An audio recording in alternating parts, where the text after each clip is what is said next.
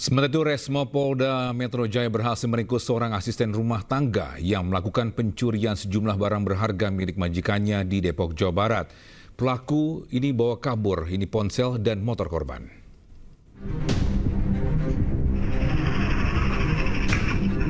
Polisi menangkap seorang asisten rumah tangga yang mencuri di rumah majikannya di Citayam, Depok, Jawa Barat.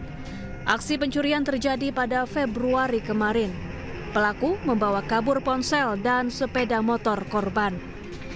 Sempat buron, pelaku akhirnya berhasil ditangkap petugas Jatanras Polda Metro Jaya di Bandung, Jawa Barat beberapa hari lalu. Dari pengakuan pelaku, awalnya ia tinggal dan bekerja di rumah korban untuk menjaga orang tua korban. Namun dituduh mencelakai orang tua korban. Kesal dengan tuduhan tersebut, pelaku akhirnya nekat mencuri harta benda majikannya sendiri. Pelaku dengan inisial TMS berhasil kami amankan di Desa Rahayu, Kecamatan Margahasi, Kabupaten Bandung. Modus operandi yang dilakukan oleh pelaku melamar kerja, kemudian esok harinya pelaku kabur dengan membawa 1 unit sepeda motor, handphone beserta barang majikannya. Pelaku rupanya merupakan residivis kasus yang sama. Dari hasil penangkapan, polisi menyita 1 unit ponsel dan 1 buah tas. Pelaku dijerat dengan pasal tentang pencurian dengan ancaman hukuman 5 tahun penjara. Dari Jakarta, Helmi Sajangbati, iNews melaporkan.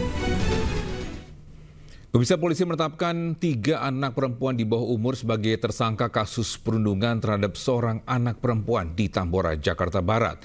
Motif tersangka aniaya korban sepele, yakni rebutan pacar.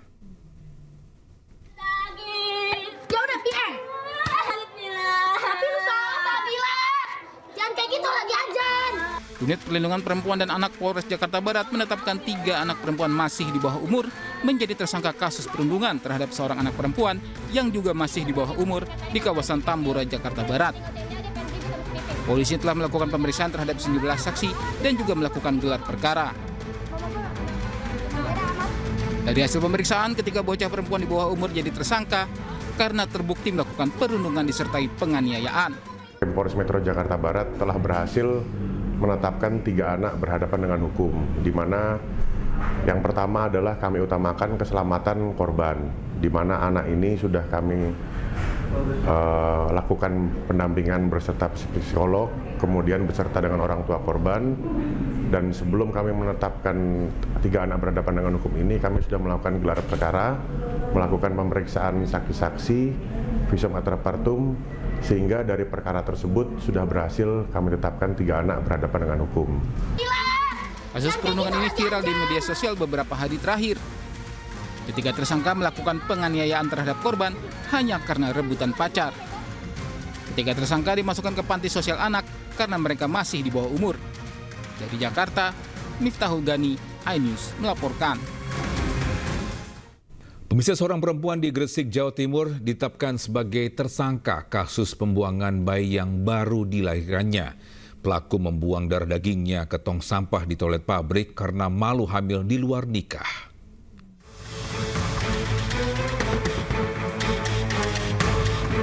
Warga menemukan sesosok jasad bayi perempuan di dalam tong sampah toilet di sebuah pabrik boneka di Kebomas, Gresik, Jawa Timur.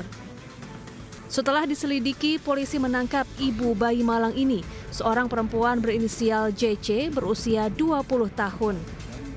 Ibu bayi diduga sengaja membunuh dan membuang bayi prematur yang baru dilahirkannya.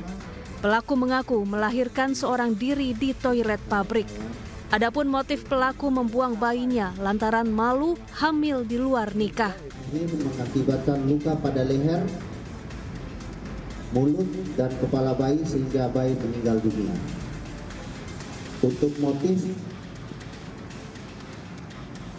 yaitu agar tidak diketahui orang lain karena status tersangka di tempat kerja belum menikah dan tidak ada orang lain yang mengetahui apabila tersangka telah hamil.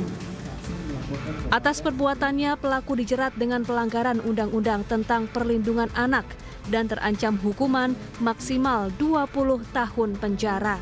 Dari Gresik, Jawa Timur, Agus Ismanto, iNews melaporkan. Sementara itu, aksi koboi warga Wonosobo menembak membabi buta dengan pistol jenis airsoft gun berakhir usai ditangkap polisi. Pelaku di bawah pengaruh alkohol, emosi ketika diberi tagihan untuk membayar.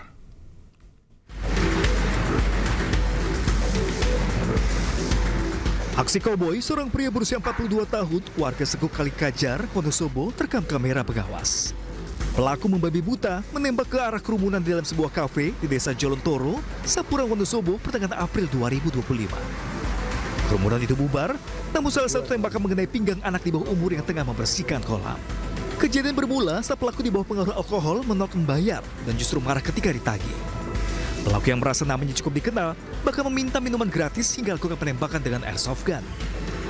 Motifnya ini sakit hati. Jadi sakit hati saat pelaku ini datang ke tempat tersebut, kemudian minum, itu ada tagihannya. Nah, pelaku di tempat tersebut memang sudah terkenal, familiar. Jadi harapannya kalau ada sesuatu ya free. Nah, saat pelaku ini minum minuman keras, mabuk, dia ingat, oh ya seperti ini. Akibat kejadian ini, satu korban terkena tembakan yang kini dalam penyembuhan. Sejumlah fasilitas kafe pun alami kerusakan akibat tembakan. Pelaku diketahui menggunakan airsoft gun replika Glock 19 dengan amunisi peluru logam. Kini pelaku terancam hukuman 3 tahun 6 bulan penjara atau denda 72 juta rupiah. Dari Wonosobo, Jawa Tengah, Didi Dodo Hartono, iNews melaporkan. Kita ke informasi lainnya, pemirsa. DPW Partai Perindo Jawa Tengah ini menggelar halal bihalal bersama pengurus DPD Partai Perindo Kota Surakarta. Halal bihalal ini sekaligus memantapkan Partai Perindo Jawa Tengah dengan menargetkan 5 kursi di Senayan pada pemilu 2029.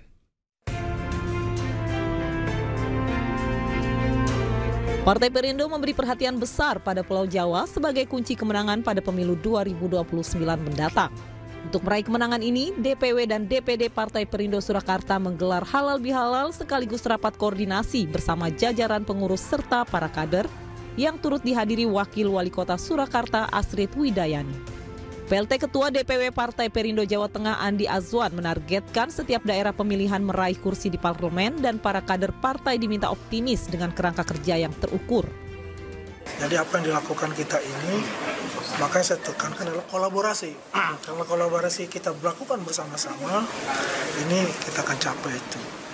Biar bagaimanapun, kalau dikatakan orang di luar sana mengatakan Perindo begini, buat kita itu adalah cambuk. Dan kita harus buktikan 2029 ini Perindo itu ada di Senayan. Sementara itu, Wakil Wali Kota Solo Astrid Widayani mengatakan pihaknya akan terus menjalin hubungan baik dan bersinergi dengan Partai Perindo, serta berkomitmen dalam mengentaskan kemiskinan. Dan kami dari pemerintah Kota Surakarta tentunya akan terus menjalin hubungan baik, sinergi antara Pemkot Solo dengan Perindo yang mana kita tahu sangat berkomitmen dalam khususnya pengentasan kemiskinan. Jadi mudah-mudahan nanti ke depan dengan program-program yang ada di pemerintah Kota Surakarta dan Perindo bisa bersinergi. Partai Perindo kini semakin solid sehingga pada pemilu 2029 mendatang bisa meraih kursi di DPR dan DPRD. Dari Surakarta, Jawa Tengah, Zanuar Setiaji, iNews melaporkan.